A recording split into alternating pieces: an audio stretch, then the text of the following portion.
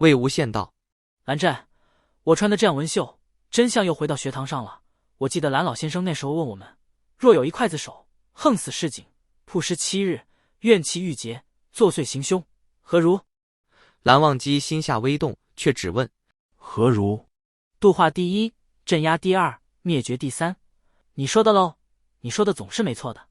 还有第4条道路，魏婴，你说的也无错。我的路总归是风险大一些，轨道庞杂，有些可用，有些不可用，须去其糟粕，留其精华。蓝湛，你既已帮我修复了金丹，我便会少用些轨道，多用些剑。魏无羡歪过头，侧颜在蓝忘机放在他肩头的手背上蹭了蹭，甜笑道：我很乖的，二哥哥。蓝忘机沉默了。这个很乖的魏婴，曾经生剖金丹，困守乱葬岗，自己曾经无力地远望着他的背影，听他唱，管他熙熙攘攘阳关道，偏要那一条独木桥走到黑。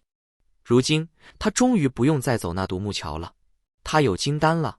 这一次他与他结了丹，又为他弃了丹，但最终一切圆满。他的丹符里终于又有了一颗光滑璀璨的金丹。这一世他的金丹只与自己有关，他护住他了。魏无羡看着镜子里，看着蓝忘机从背后轻轻环住他，看着蓝忘机闭上双眼，睫羽微微颤动，看着蓝忘机小心翼翼地靠近，温热的呼吸吹拂在自己脸上，看着蓝忘机在自己侧颜温柔又珍重地吻了一下。40不够，蓝忘机再次靠近，虔诚万分地又吻了一下，仿佛春天的柳絮，轻柔拂过脸颊，撩在心上。已经为他的仙君心动过无数次，但是这一次依旧心动不已，心跳如雷。蓝湛他怎么呢？魏无羡看着镜中的自己变得面颊绯红，染风披霞，他难得的害羞了。魏无羡小声嗔道：蓝湛。他转过头，花瓣一般的唇不小心擦过仙君的唇瓣，两人都愣了一下。砰砰砰砰，这个人，这双眼永远让自己心动。蓝忘机轻身吻住了他，柔软的唇瓣亲密相贴，辗转着丝膜甜吮，舌尖抵住舌尖，切切缠绵。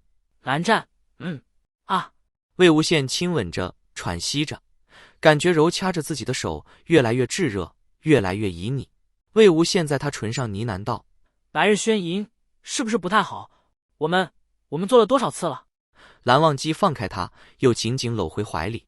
蓝忘机的下颚枕在他发顶，抱住他的双手在他身上轻轻揉捏，揉的掌下肌肤化为一滩春水。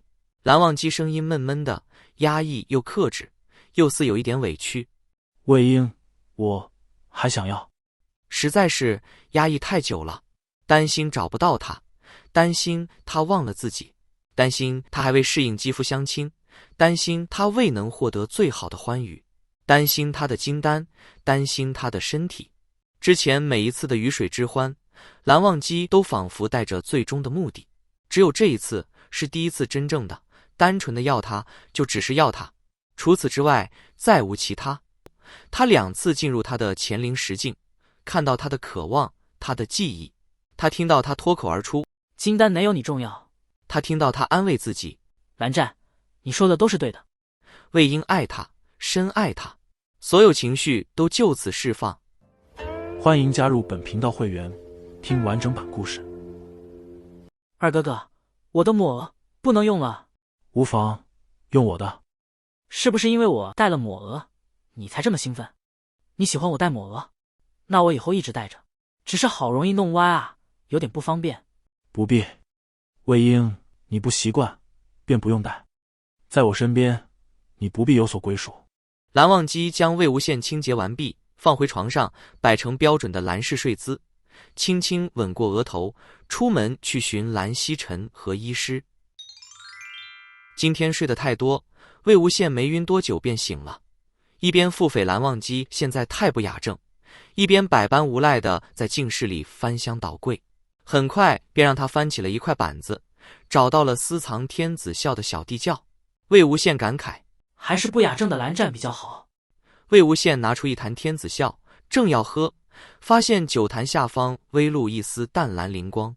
魏无羡将7、8只圆滚滚的漆黑小坛子拿出来，发现了一处精巧的结界，之所以说精巧，是因为结界只需要一丁点儿灵力便能打开，当然了，必须是摄界之人的灵力。魏无羡想，我也是净室的主人，注入一丝灵力试了试，果然打开了。魏无羡抱出一只做工精美的木匣，木匣上雕有一茎两花，同心芙蓉，雕工精致，栩栩如生。打开木匣，首先见到的是一本名为《春山恨》的小册子。魏无羡粗略翻了翻，震惊不已，再次感叹：蓝湛现在太不雅正了。然而，真正吸引魏无羡目光的是春山恨下方的一沓小象。魏无羡小心翼翼地把小象捧了出来，一张一张仔细翻看，认真品味。蓝湛他竟然把我画的。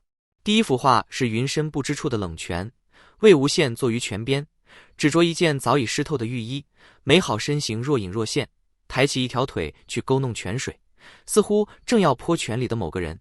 画面灵动温馨，又透着一股奇异的诱惑。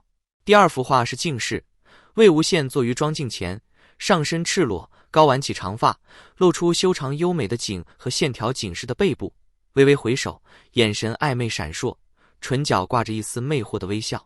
第三幅画依然是镜室，魏无羡躺在床上，被子滑到腰际，露出一身桃花痕迹，朵朵桃花从颈侧蔓延至腹间，疏影横斜，若寒梅傲雪图，似乎留此痕迹者有意为之。